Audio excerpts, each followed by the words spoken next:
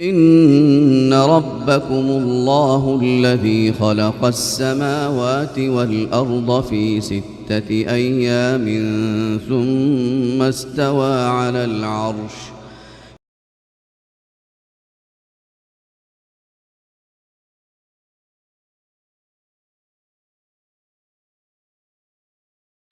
بسم الله. Let's begin. بسم الله الحمد لله رب العالمين والصلاة والسلام على رسول الله صلى الله عليه وسلم. Okay, welcome back to another episode of Money Matters. In the series Money Matters, today we're discussing money, the scam of the century with our ustad, our teacher Mario Tucker. Assalamu alaikum. Wa alaikum assalam wa rahmatullahi wa barakatuh. Brother, just some people asking about the link. Is it the same link I joined this thing that they would click onto? Is that the same link? Yeah, same link, yeah. Okay, I'll just share that one then. So others can join, inshallah. I don't know if I sent out the wrong link, but I've got. There was a link I did have. There was a link I did have that it said you're currently in a new room. So but it was an older link. It may be the older link.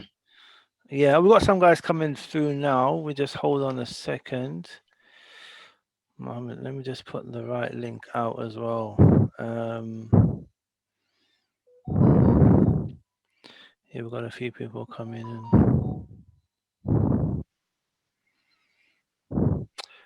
So if we do quick summary of last week, go on.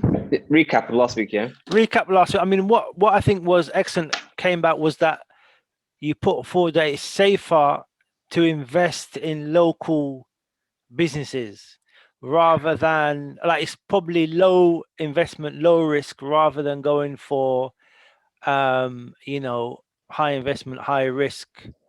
Not necessarily. It wasn't to do with low or high risk. It was more to do with impact. So you could invest your money in, Tesla or the S&P 500 or whatever. Yes. You could invest your money in that, but that's only really affecting in terms of money. Besides you making money, then they are making money, as in out there. Yes. I'm saying if you have money to invest, rather than deal with the ifs and buts and is it even halal, is not halal, invest in your local community, keep the money within your local community, help your local community grow, especially now during COVID. Yes. And you may not get as much returns, you might not get as high returns as you might want, but at least as a community, you're growing. And I think we need to start thinking like that, as in how could you grow as a community? Basically that. So from last week, I think the main issue last week was with scams. Why are we prone to scams, and what are the telltale signs of scams? And which kind of segues nicely into this week, as in basically what the way people tend to get sucked into a scam is because of a promise of something fantastic, like any old magic trick. I promise to show you this, promise to show you that, and you think, oh wow, but, I'll do that. And the reason why you do that is because these outlandish or these ridiculous promises that you receive are there to try and help you what's the word? Try and help you.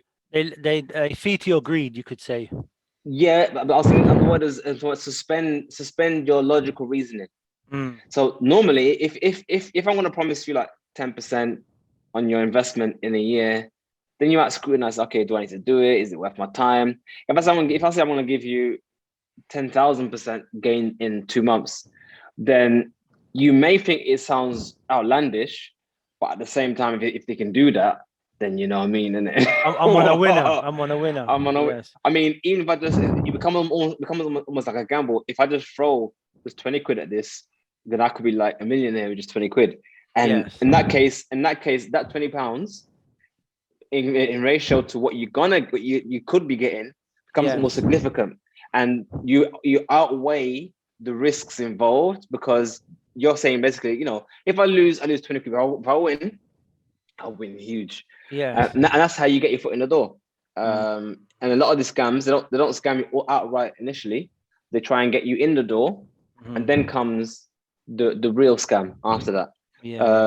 So it's people trying to feed their greed, and the reason why they get sucked into these things is because essentially what they promise allows them to suspend reality. and to suspend rational thought momentarily, just enough for you to part with that money. Part with that money.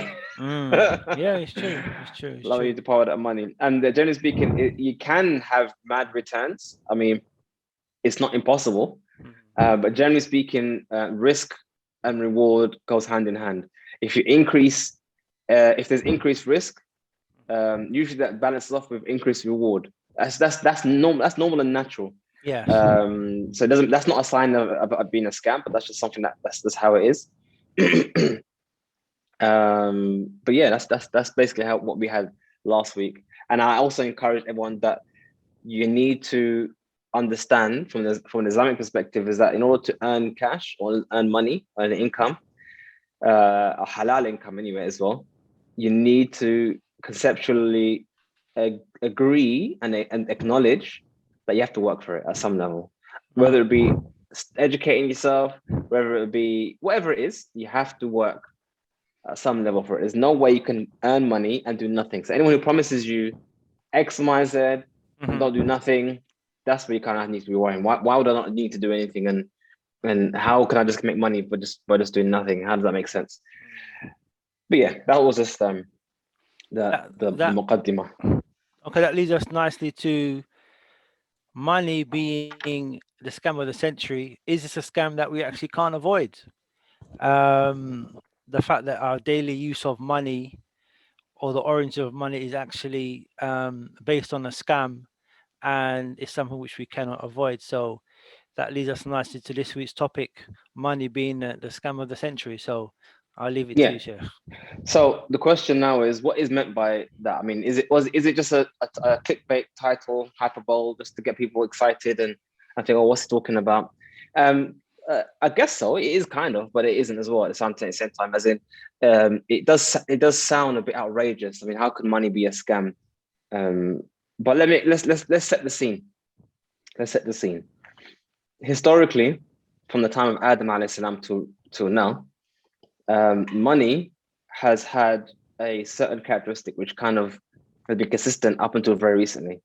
And that one of those characteristics has been that in order to have it, one needs to earn it.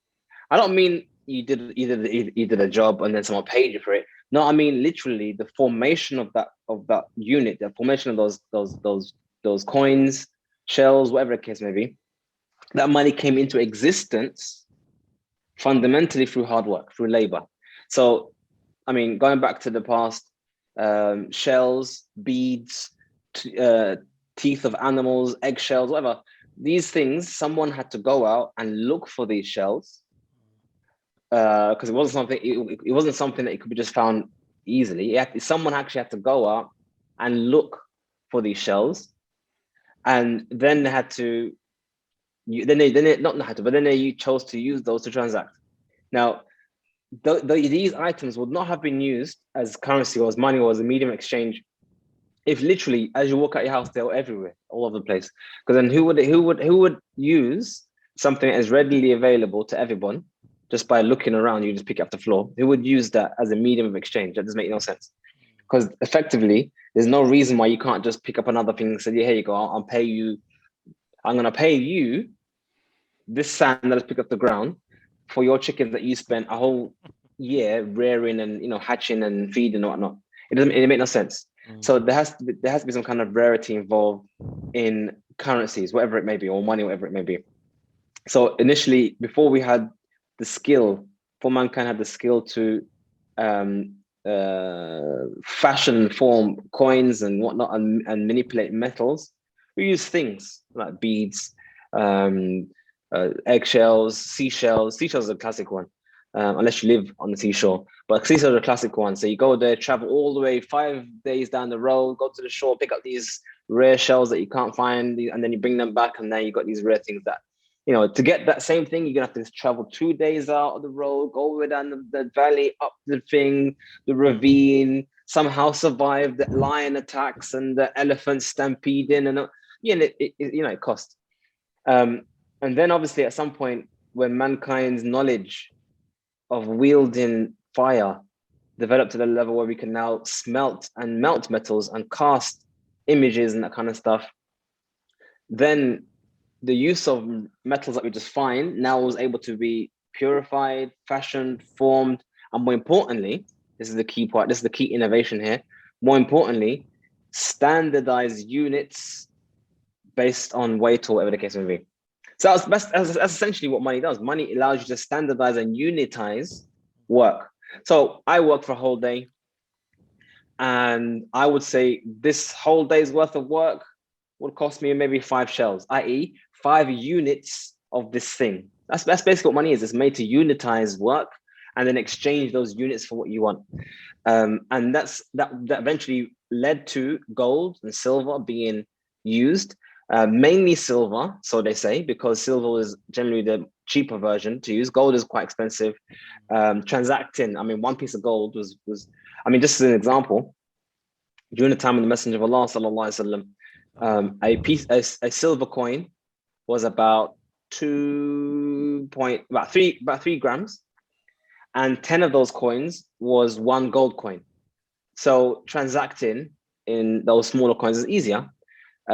So I think it was 5 gold coins would be like the price of a camel.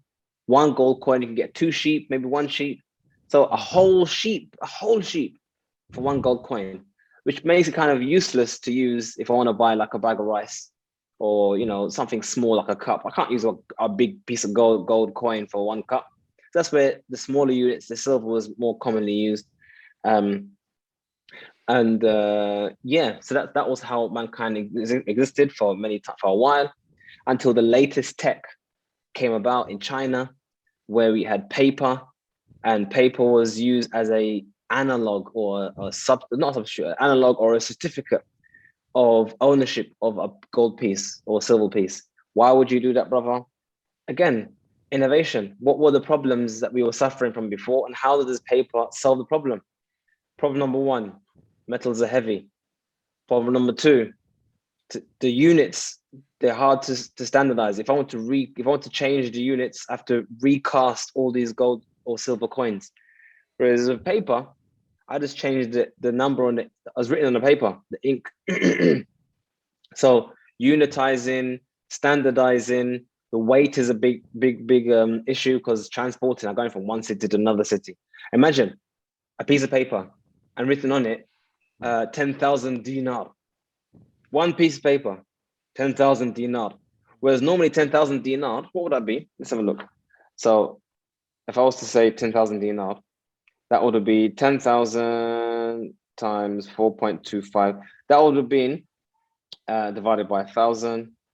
That would have been 42 kilograms of gold for 10,000 dinar. And there's a narration actually where a house was purchased at the time Messenger of Allah for 10,000 dinar. 10,000 dinar. I think it was dinar or dirham. One or two. But the point here is weight is an issue. I mean, how would I travel from Medina to Mecca with 42 kilograms of gold? I mean, and I got to carry food and water. It's actually easier to carry a piece of paper, 1 simple piece of paper, you know, written on the back of it, 10,000 dinar.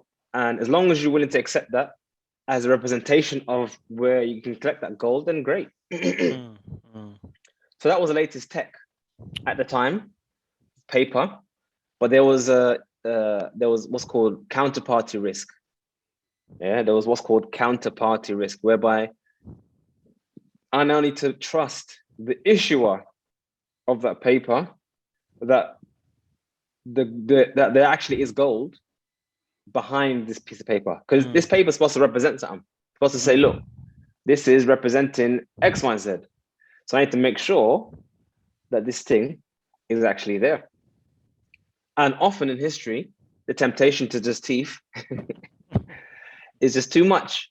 So, and that actually hasn't changed. Even to this day, it's the same counterparty risks. Forgeries exist. No, not just forgeries, just person saying that you have something, you don't have it. Like even to this day, I think they say that if you actually calculate all the paper gold, as in the gold that's traded on the stock markets, on the stock exchange or whatever, all the paper gold that's out there in existence, compared to the actual physical gold we know exists, it's like 60 to 1. So that means for every 59 man out there, every 60 man out there, only one of them actually has the gold to back. The other guy's got nothing. Although they pay money for it. Yeah. But there's no gold to be had. There. So it's not there. Don't go and claim it. No, it's not there. So that was the issue with gold and that relationship between paper and gold. And this actually continued from the time the Chinese first invented paper to use this currency to this day. That has always been an issue. Whenever you had the paper currency and the backing of gold, it has been consistently over and over and over again. They've defaulted on their promise. So on the paper, it says, I make the promise to give the bearer of this certificate X, Y, Z amount of gold. They say this. But if everyone goes to collect this, they'll run out of gold before they had it. And that is not just to do with individual private enterprises. This is also the case with government. So what happened was during, I'm just trying to fast forward here, just get to the point. So during 1943, I think it was, there was what's called the Bretton Woods. I think it's 43 or 44. There was a Bretton Woods agreement that basically meant that, why did we have this agreement? Let's go back a step. The Second World War began 1939, and Europe was basically at each other's throats. England was on one side, Germany was on the other side. France basically got rolled over one time, and all the neighboring countries was literally Hitler just dealt them a blow. So effectively it became England and the Allies trying to resist the Germans. And as it was, as they were technologically the most advanced nations at the time, especially in terms of warfare, they were basically killing each other. And England specifically, not just on England, but generally speaking, England and others, in order to try and win the war efforts, they literally turned their factories that previously making cars and all sorts of stuff they normally had into weapons factories. So literally, people, rather than stitch work, they're now loading bullets because literally had to just try and keep up with the war effort, which meant that the goods they actually did need as a nation, they had to now import it from abroad. So what ended up happening was, because America, ironically enough, we don't really think about this, but America actually wasn't involved in the Second World War. We call it the World War, but the whole world wasn't actually involved. America actually sat down and wasn't doing anything. And in fact, America was actually selling these goods and services to America. I think they also were selling to Germany, I'm not too sure, but they were not involved in the whole thing. Like Ireland wasn't involved. So what ended up happening was a lot of the gold reserves that these countries had in their vaults that was supposed to back in their currency was being used to buy these goods from America. Due to, they need to support the effort, support the war effort, which basically what ended up happening was, before the Second World War was over, I think something like 2/3 or more than 2/3 of the entire entire volume of gold in the world was now in America's property ownership. They literally transferred massive amounts of gold over to America, and they transferred all the food and resources back over to them that they needed, and which made most of the gold that existed was now in America's hands. So they need to have an agreement. How can we now continue to transact internationally as nations when we have no more gold to transact? I mean, literally going to collapse global trade. So what they decided to do is that, considering and as America has most of the gold, and that gold backs their dollar, why don't we now turn the globe and the global currencies, rather than back those global currencies by gold, we just back it by dollars? Because the idea was, although we have dollars, that dollars is backed by gold. You started to see the pattern here. So we've gone from currencies that were previously backed by gold. Now they no longer have the gold. So they said, we need to have an agreement, which is called the Bretton Woods Agreement. So France, England, all those countries, they said, as you've got all the gold, we'll just use your dollars as the reserve currencies for everything else, which became the reserve. Anyway, that was a reason for the Bretton Woods Agreement, which is when I learned this, it kind of answered that question. Why is everything denominated in dollars? That was the reason why, because no one had any more gold to transact, and they decided to use the dollars because the dollars effectively was gold. It was as good as gold. But then after the Second World War ended, people started to move forward and rebuild their economies and blah, blah, blah. What began to happen is that America began to spend and decided to print money. And the age-old problem we just mentioned, brother, they began to print more money than they had backed by gold. Classic. So some countries began to wonder, how comes you can just print off like as if you're like your own things? We don't like this. We want our gold back.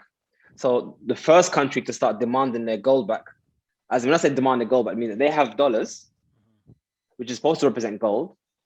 So what I mean by demand the gold back, they actually said, look, take your dollars back and give me the gold. Which the first country to do it was France. France was the first of the countries to start demanding gold back for the dollars they had in their hand. And obviously America obliged. And other countries, it started to have a cascade effect. Other countries started to also demand their gold back in exchange for the dollars they had. And America obviously obliged, because that's what the dollars actually says. We promised the bearer of this note to give them blah, blah. That was the issue. But then Vietnam happened and Richard Nixon went to war. And with all wars, they need to fund the war. And now governments have this power to print money in infinitum. The printing went really ridiculous, and governments started to demand.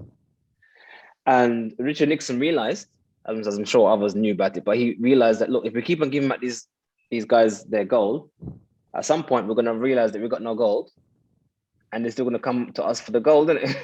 And that's when the famous statement and the beginning of the scam began, where he said, we are going to temporarily suspend the convertibility of the dollar into gold, blah, blah, blah, blah. That was a temporary suspension, by the way, suspension in 1971, when the gold was depegged from the gold standard. So dollar was no longer backed by gold. The dollar was itself money. And for some reason, we can only speculate, I guess, everyone went along with this, fair enough. And that's kind of the beginnings of what we had, was called free floating currencies that just basically, in and of itself, by dictates and issuance of the government, it is this amount, yeah?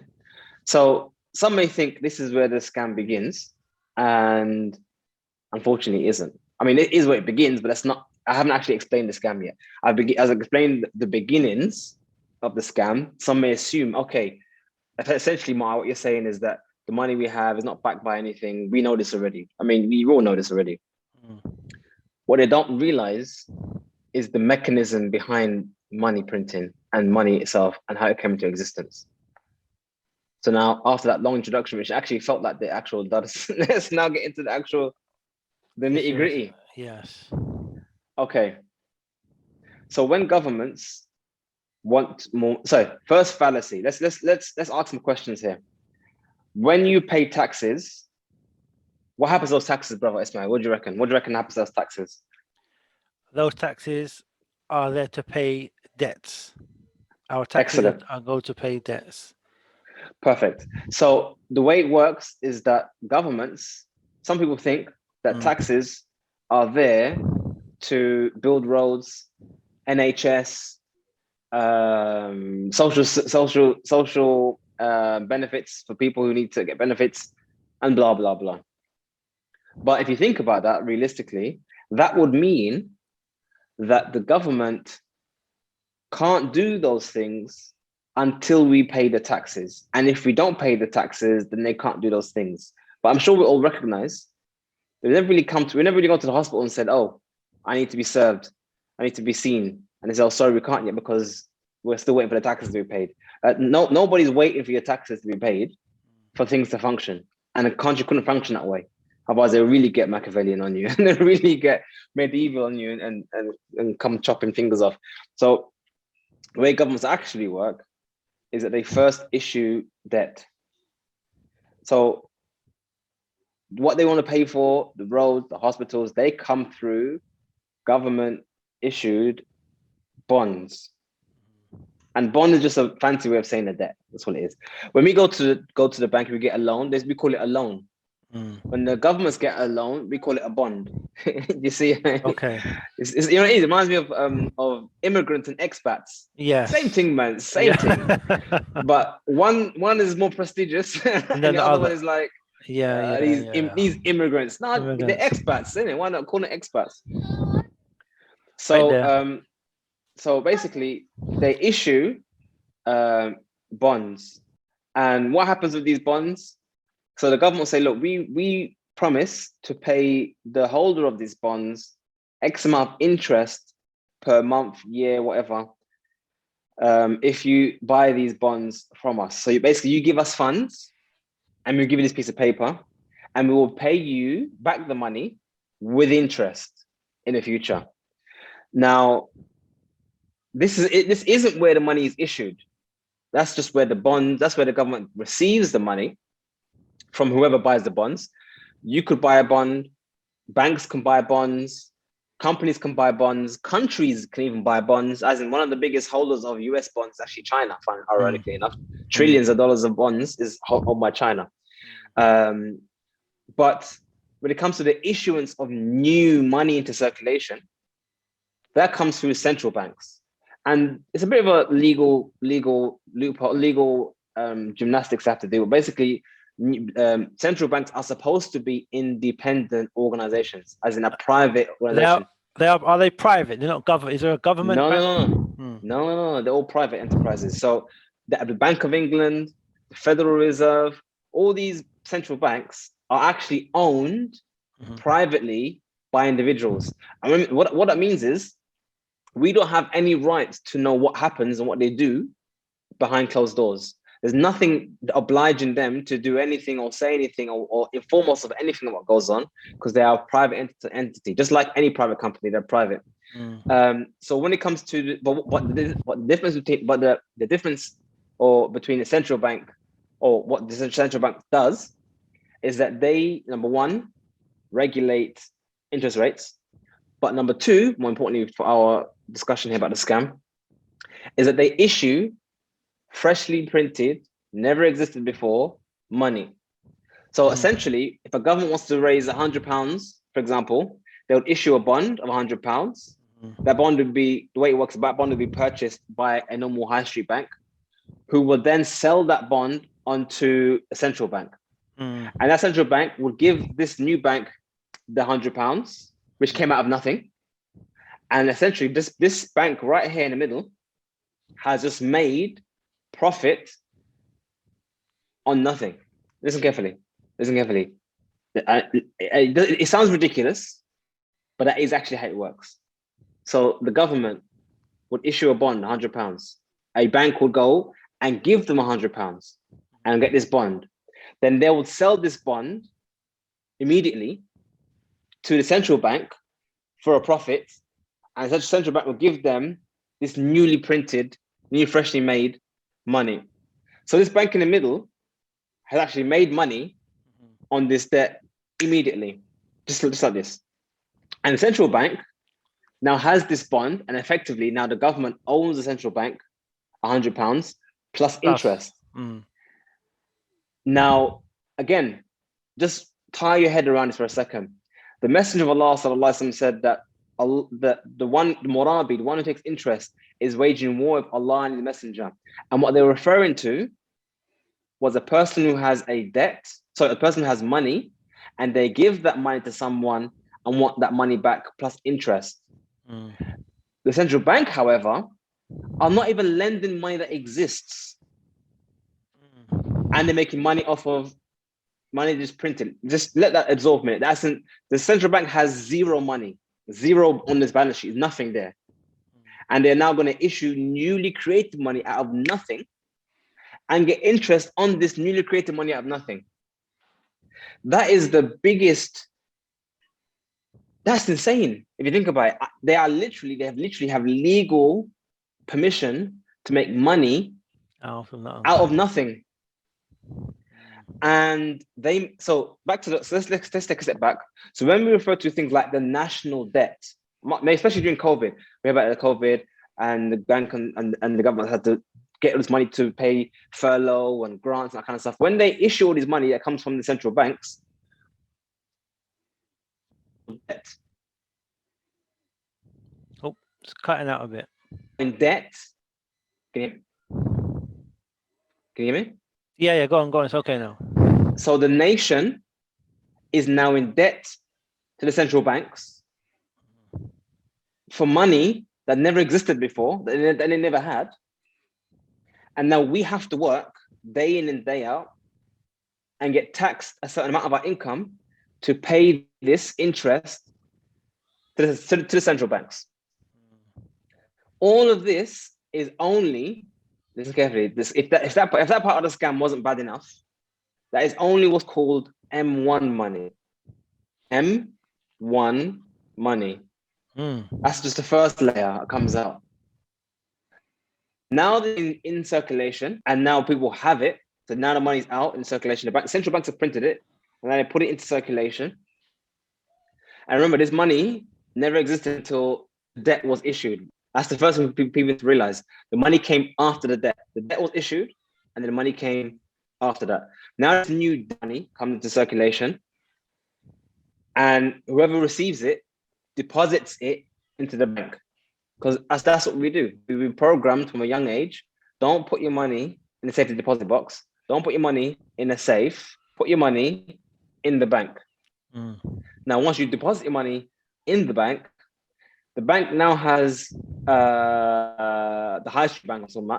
They have permission to issue further loans. So if someone goes to the bank and wants a mortgage for the home, to purchase a home, all they do, you go into the place, you say, I've seen this house, what's the house, there's location, great, I'll purchase it, they start assessing you. What's your income, what's your prospects, what's your expenditures? They're basically assessing how much will you be generating of surplus income to service this debt. Because they don't want to give you a mortgage and you can't pay back the debt. Okay. Once you've passed the criteria and you've got what you need to tick the boxes to get this loan, then you get to buy the house. And they use the house as collateral, as a guarantee for the loan. What people don't realize is that where did the money come from to buy this house? As in, on the other end, the guy who owns the house, he now has cash in his hand. Where did the money come from? Here's where the second fallacy comes from. We actually think, most people think that this money that was given to the house owner came through deposits. So I have money in the bank, and the bank uses this money to lend out, and they make interest on that money. That's a lie. A lie I've been told so often for so long that we all accept it. Banks issue loans out of thin air, just like central banks. This is a gift for everyone. Banks issue loans out of thin air, just like central banks. Actually, more than central banks, because that M1 money that the central bank prints off for the government only accounts for less than 3% of all the money in circulation. So that means 97% of all the money we see in circulation, all these pounds we have, all the money in circulation, 97% of that is from mortgages and leases and other money generated from high street banks. So we now see an inflation on top of an inflation and a blowing up of a bubble of debt. So now that I was explained to you how money comes into circulation and how money comes into be, we actually realize this controversial statement I'm going to say, there is no money. There's no money. Okay, let me explain why there's no money. We're getting scared now, brother. What do you mean there's no money? Let me explain to you. Let me explain to you why there's no money. Let me explain to you why there's no money. Okay, I've got a mortgage and I'm going to pay back the mortgage. So I work and work and work and I pay back the mortgage. Now the debt is cleared. Yeah. I've got a car and finance. I pay back the money in finance and now the money is cleared. If everyone on planet Earth was to pay off all their debts with the money they have earned, we would run out of money before the debt has been cleared. Gotcha. So then how would we then pay the debt? Well, the assets. Do you know that if we were to sell all the houses on planet Earth to try and somehow clear this debt, the debt is still not cleared.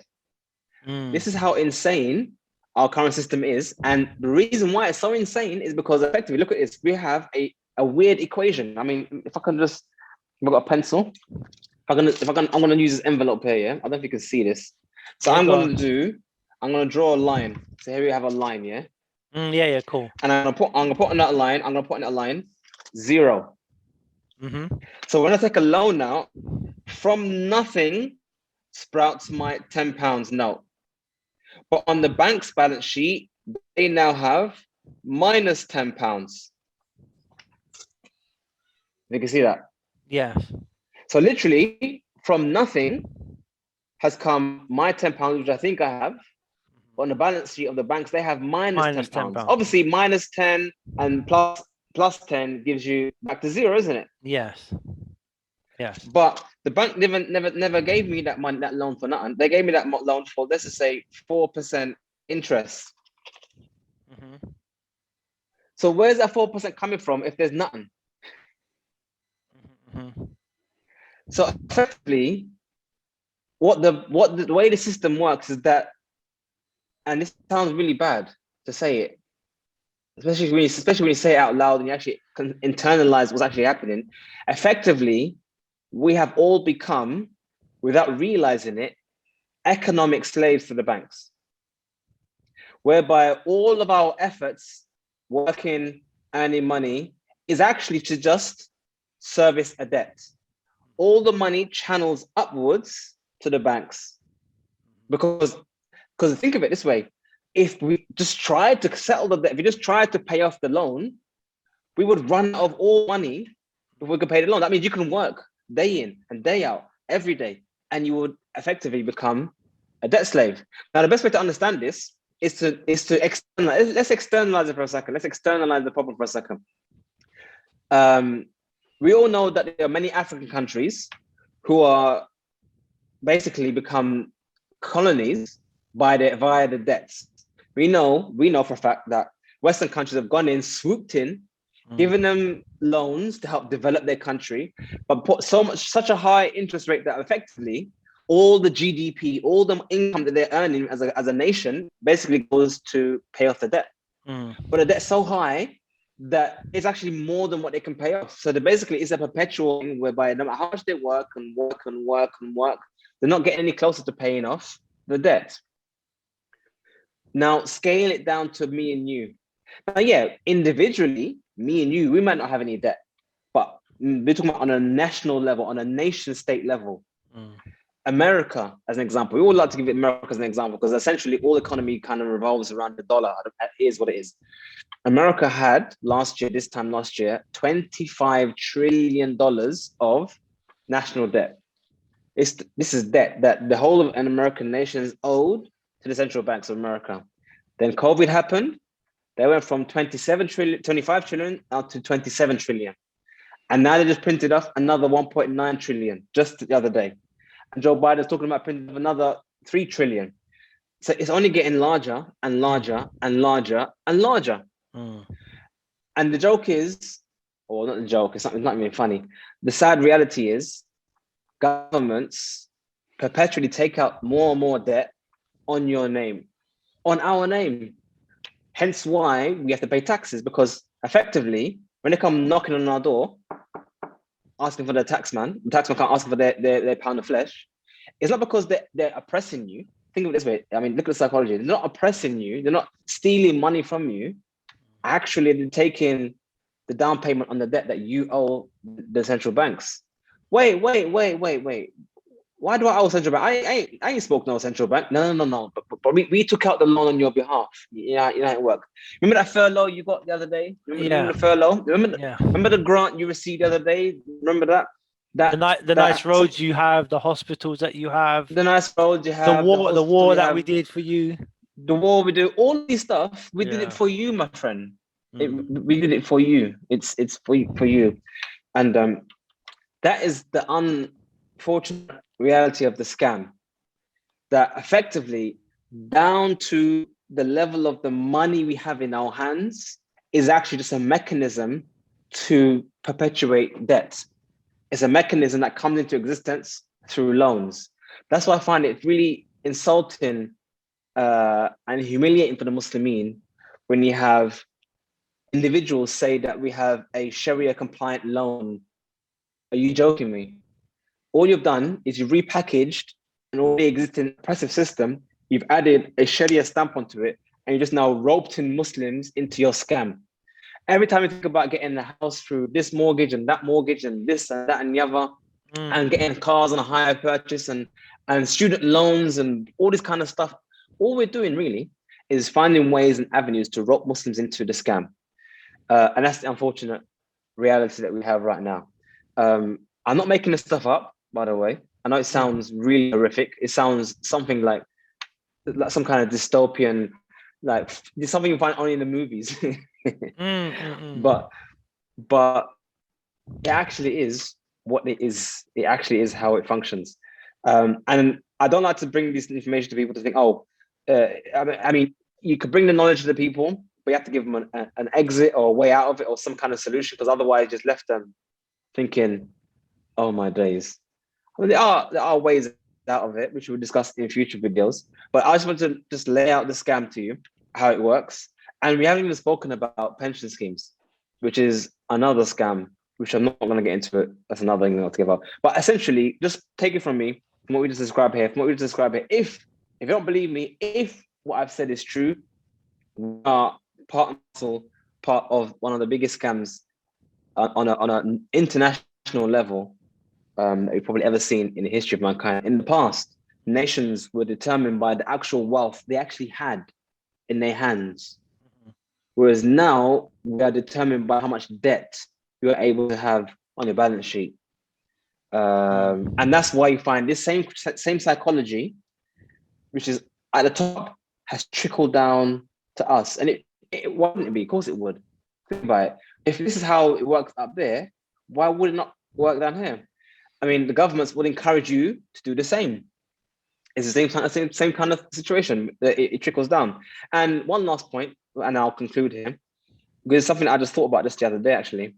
It actually makes a lot of sense. A lot of things that we see that are told to us that are for this reason and that reason. We want to, for example, we want to empower women and give them the freedom of this and the freedom of that and take them and remove the patriarchy and whatnot. But think about it, it's not a coincidence that the major drive to get women into the workforce and get them working happened pretty much the same time this scam began. Because think about it, the more people that can work means the more you can tax them. The more you can tax them, the more people you can get to service the debt. And the more the people can service the debt means the more the central banks can earn. Think about it. Every time you're paying taxes, you're effectively giving that is the profit margin of the central banks. That's the money they are making. And all banks are making. So the more people can work, the more you can tax them. So that's think of it in a holistic approach. It's not just they're not looking out for your best interest. They're looking out for the best interest of the banks. And one last thing, which made me laugh last year, we just had this whole COVID thing come up. And the government wants to come out and rally behind their people and try and help them out. Obviously they want to help us out. So what do they want to do for the people with businesses? It's look, we will help you by covering you can get an emergency loan for 1 year and we will cover that. Don't worry. 0. You won't have to pay any interest. Which sounds great on the surface. A lot of people even communicating and asking, brother, can I take this loan out? Because 0%. But what they didn't realize was that it wasn't 0%. There was interest in the loan. All the government was saying was, we're going to pay that interest. So banks still making profit. In the midst of COVID, people are dying, people are losing their jobs, people can't go to work. The banks are still making a killing. Who was giving them profit? The government's making the profit. And if you can't pay the debt back for the first year, then it comes back onto you. And the kicker of all of that is the governments have remember, whenever the governments say they're going to pay for something, they have no money, remember. The governments have no income, they have no business. So whenever they say we are going to pay, that means you are going to pay, not we, you. So even that bit of interest that they were going to cover was actually going to be covered by your taxpayers, by your tax money, by the money they're going to get from you to pay for it. So this is, unfortunately, the beginning of, I guess, the end of the scam. Sounds depressing, sounds upsetting, but what is important is to be aware of how it happens, why it happens, and the true value of the pieces of paper we have, which we think is money. I guess in further videos, we'll talk about what you can do about it, other options you can escape it, I guess, and whatnot. So I guess I'll open up to any questions you may have on this issue.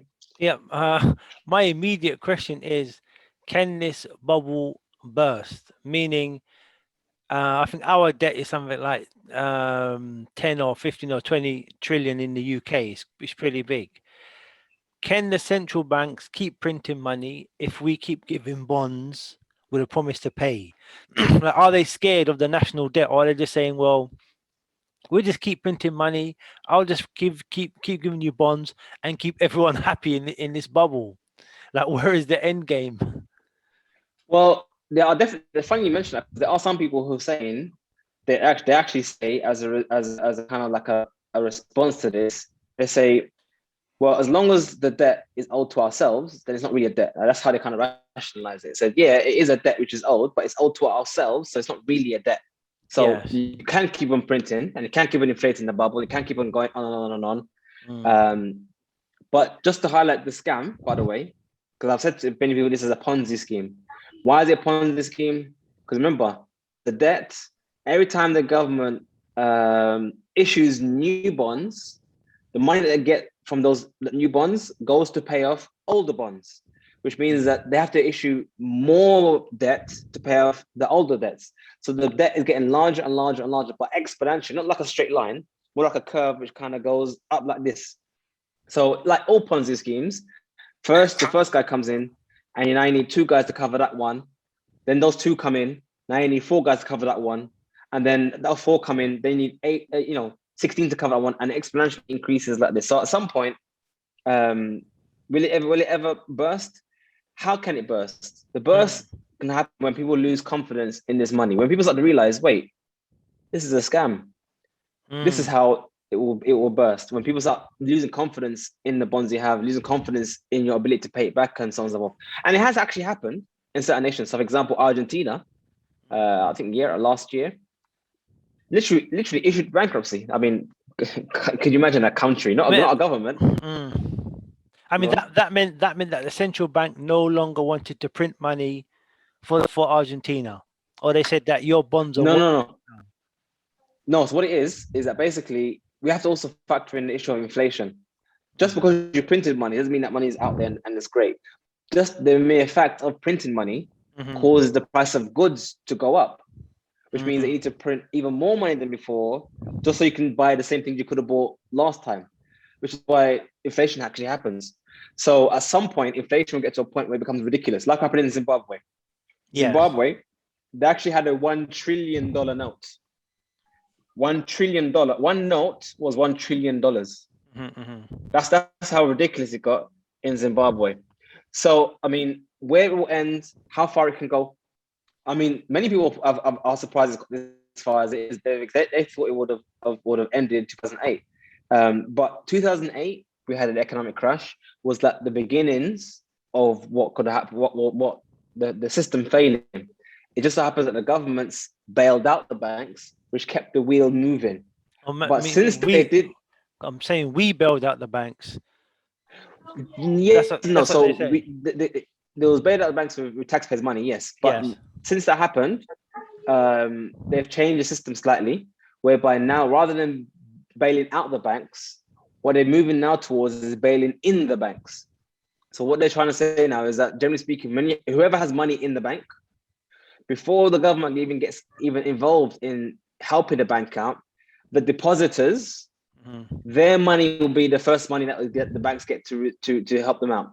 So in the future, if banks start collapsing, not all of them, but one or two start collapsing, what will happen is that the actual money deposited in that bank, that will be the money the bank would actually capitalize and take on their balance sheet, and you would actually lose that money. That was one of the things that they did after 2008, to try and prevent another bailout. So they had this issue of bailing in. So has that happened before? That's the question. Yes, it happened in Greece. I think it's 2013. I think it was. Greece had an economic collapse. There was a bank run. People were trying to get their money at the bank account and whatnot. So what Germany, because the Central Bank of Europe was in Germany, what they decided to do was bail in Greece. So anyone with deposits over a certain amount, I think it was £150,000 or something like that, their money was basically creamed off and taken to pay off the debt. So anyone who had money in the banks basically lost large chunks of their wealth overnight. That's called a bail-in, where they literally take the money directly from your account, as opposed to bailouts. It comes via taxes for another route. So if another collapse happens on the banking scene and it becomes multi-bank collapse, don't be surprised if you have money in the bank to see bail-ins. Now, the question only lies, how much for a bail-in would it be? Would it only affect like the upper echelons? Will it, as in, what's the limit? With Greece, the limit was like a couple hundred odd thousand euros. That was the limit. Anyone above that, then they would cream off tops. But if it gets really bad, maybe the limit will be like, if you've got £10,000, maybe you've got £500, maybe everyone will just lose 50%. Scoop it up. So, wow, that's the depressing message we have at the moment. And but anyway, the point is, don't think that these furloughs, these grants, that this come out of nothing and it's all fine. These are telltale signs of things that are happening. These are telltale signs are happening, and probably the next couple of years we're gonna start seeing. Unfortunately, most importantly for us, will be inflation. The price of things rising up as we've now injected all this money into circulation. That means it has to work its way out, and that means the price of things will eventually start to increase. Cost of living is already increasing. Those of you may be looking at house prices, we've already seen house prices going through the roof. That didn't come out of nowhere. It's not because people want more houses, because the money is losing value, and so on and so forth. So yeah, that's the, as it is, this is money matters, and this is the matter of money. So now we understand what money is and how money functions in our current system, and how it comes to existence, how it circulates. I guess the next thing we need to learn is how money could be, how it should be, and what we can do to earn more money and preserve our wealth. I guess that's future topics. Does anyone have any questions in the chat? Yeah, Abu Sulaiman, Faddal. Assalamu alaikum, Mawiya. Wa alaikum assalam, Sheikh. Listen, the question I have... We're not going to see your face today? We're not going to see your face today, brother? Hold on. You're going to see my face here. I am, inshallah. Inshallah. Let me just turn around. Yeah, there's the nur over there. The question I have, Akhi, what you're mentioning regarding the debt, the countries are putting up the debts, etc. Yeah, the question I have, from what I understood, from what I remember from my school days, is that the First World War, Second World War happened due to recession, taking over certain countries, or basically you could say debt amassing on the country. And the only way that they're gonna basically clean the slate is to go into war and basically make it out and come back alive if they are, and then everything was basically back to zero. So I'm just saying, with the current situation, the way things are globally, do you think we're heading towards a global war somewhere, somehow in the near future? or do you So think there's an app that you can download called US Clock, and you can see the debt of your every country. At the moment, England, that's their current debt, the global debt. So it's currently at $3.6 trillion dollars, which means that every UK citizen, just carefully here, every UK citizen has a shared debt, if you divide it by everyone, of $52,000. So, brother, you owe $52,000 towards this global debt. And our global GDP, so not our domestic GDP, the amount of money that we're making in this country is about 3.2 trillion. So we are actually making less than we are earning. But yeah, so as the issue of the issue of war, not necessarily.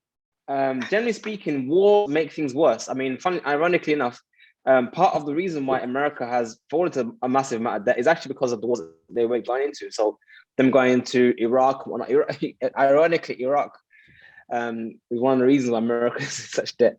Not all the reason, but one of the reasons, because they have to spend a lot of money. The only question will be, did America make more money than they spent? Who knows? But as for wars, there are talks of a global reset, whereby effectively all debts will be cleared and we start again on a fresh slate. But the problem with that kind of discussion is that you have to now somehow make those people who are owed that debt happy. So China, for example, who owes over $1 trillion of US debt, if you cancel that debt, then China's now lost $1 trillion. So are they going to be happy about that? I don't think so. No one knows how it's going to be, because we've never been this overleveraged before in mankind. So no one really knows how it's going to play out. But at some point, already countries are making moves to distance themselves from the US dollar and other sorts of things. So we don't know how it's going to play out. But there are some talks about war. Who knows? I don't know. I don't want to say there's going to be anything to do with war, because war is a bit of a hard one to. No one can know when it's going to happen. Usually there are things going on that we are not part of. That will just kick it off. You had another question? Anyone? There was Nofel. Nofel, Fadl, I'm just going to unmute him 1 second. Bros, Assalamu alaikum, Nofel. Wa alaikum assalam wa rahmatullah. How are you, brothers? Alhamdulillah. We is good. Alhamdulillah. Barakallah fika.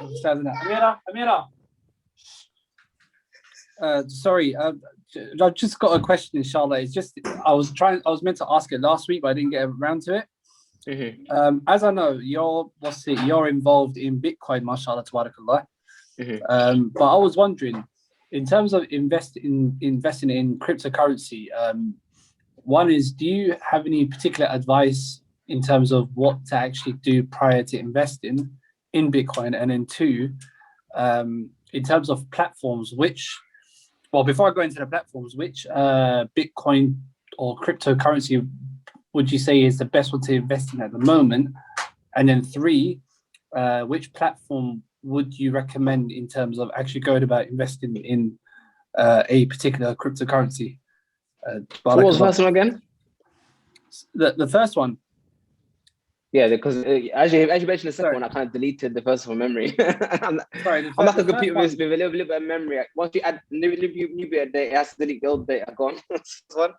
No, the first one is just general advice in terms of what a person should do before.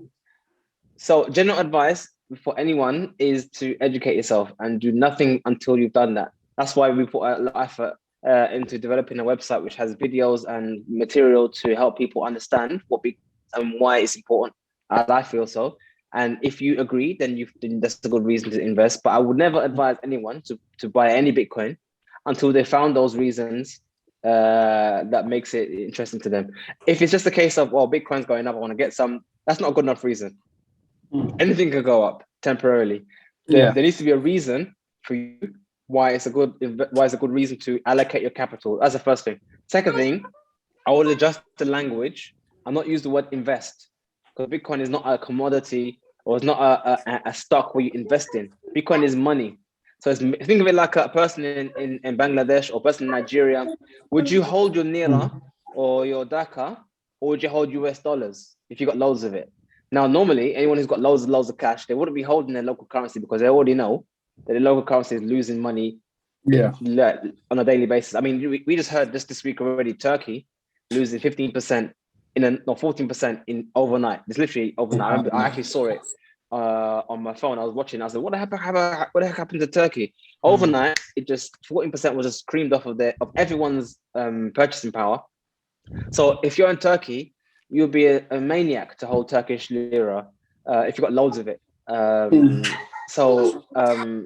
That will be, so to say you're investing in dollars, you're not investing in dollars, you're just storing your wealth in an asset or in a currency that holds its value better than your current currency, if not grows in value. So that's the better way to look at it.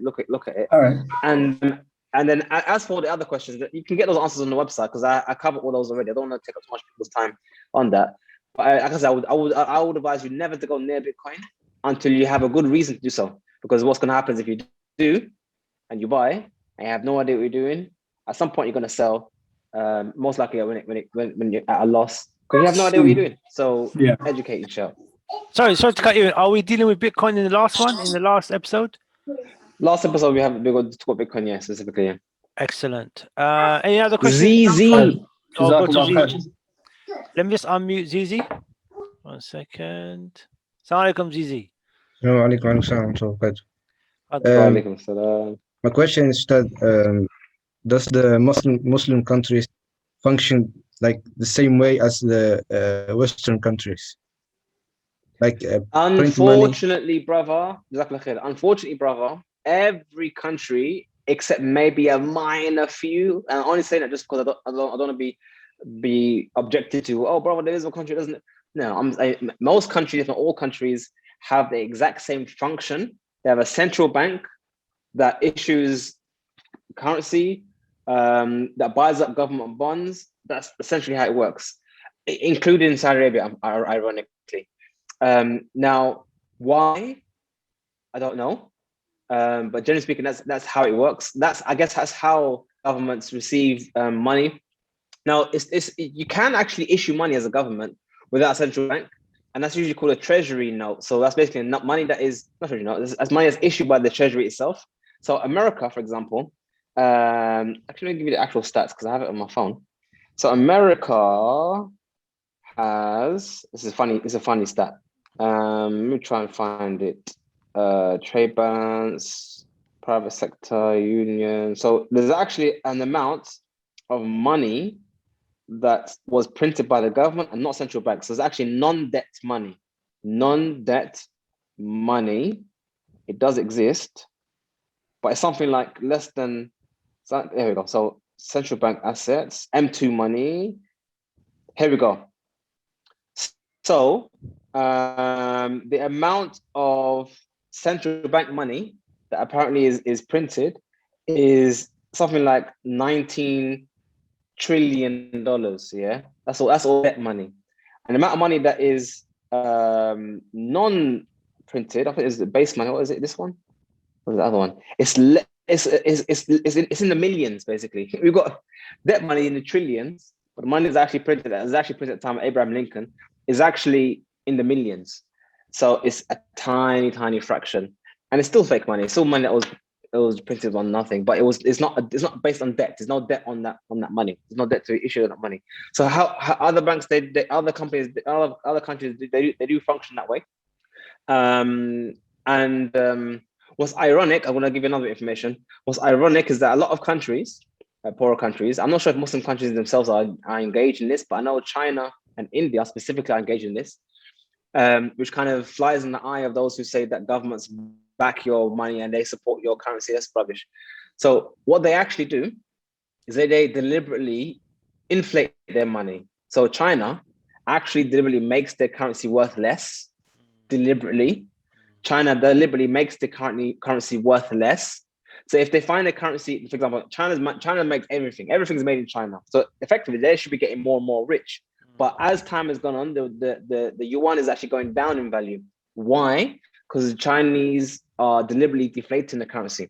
But why? We have to understand what's the reason why they keep on deflating the currency and making the currency that people use worth less and less over time. It's due to trade. If your currency is weaker than other countries, then other countries will easily buy up your stock or buy up your produce and basically take business from you. It's kind of a way of giving discounts to the world globally. So I mean, it's all this gymnastics going on the scene that if you knew about, you'd be like, these guys are jokers. So I mean, this is how it runs. Let me give an example of China. So America would send over their dollars to China in exchange for goods. That's fine, good. Now the Chinese, if they inject that dollars that is brought into the country, into the economy, that will bring up the price of their yuan and whatnot, and that would obviously bring up their economy, and whatnot. But they don't want to do that. So anytime the Americans send them over to them dollars in exchange for goods, Chinese government takes these dollars. Listen carefully, yeah. Listen carefully to this joke. They take these dollars that they just got from sending the goods, and they send it back to America. Now, why did they send it back to America? To buy bonds, more bonds. Okay, more debt from yeah. So the money that basically, it's ridiculous. I'm not joking to you. You find all these sophisticated white collar guys, go to central London with their suit and tie and their briefcases and they're earning millions and millions. You think they're doing something a really good service. They're just shifting money around in some kind of game of musical chairs. So yeah, America sends over their dollars, and China gives them goods, and then China gives back the dollars, and then they get in return government debt. Bonds, yeah. Bonds. That's why China was the biggest purchasers of US bonds. But the point is hence they keep the price of the yuan that gone. Yeah, I mean the point is that the reason why they're sending the money back is so that money doesn't go into their economy exactly and increase their bond. Yeah. Increase masses of money. So that's one of the games that they play. So some people are asking about Muslim countries. So for example, I know Saudi Arabia specifically. I don't know if it's other countries, but I know specifically Saudi Arabia. I did look in Dhaka and the Pakistani rupee and all that, but specifically Saudi. If you look at the price of the Saudi riyal to the dollar, been the same for the last 20 odd years, meaning that the Saudi riyal is effectively a proxy of the dollar. It looks like it's got the king's face on it. It's got reals on it, but it's pegged 1-to-1 to the dollar. So if the dollar goes up, the real goes up. The dollar goes down, the real goes down. It's pegged. It fluctuate like how you have pounds and dollars and dollars. The Saudi riyal is pegged to the dollar. So you can understand now on a political level why many Muslim countries, although they might not like America on an ideological level, are supportive of America, because their economy are literally interlinked. If the dollar collapses, their economy collapses. So it's in their best interest that their dollar stays afloat.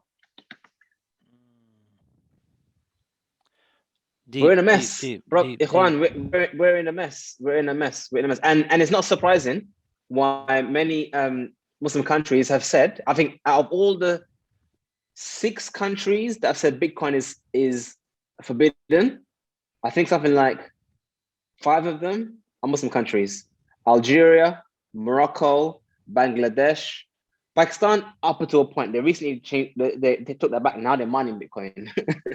And Saudi Arabia had some bad words to say about Bitcoin and whatnot, but I don't think their position has been very, very clear. But of all the countries that have said no to Bitcoin, almost all of them, and Egypt, almost all of them have said it's haram and not allowed or whatnot, have been Muslim countries, which is ironic and sad. The countries that need Bitcoin the most to uncouple the shackles of the dollar enslavement are the ones who are holding onto the dollar the most.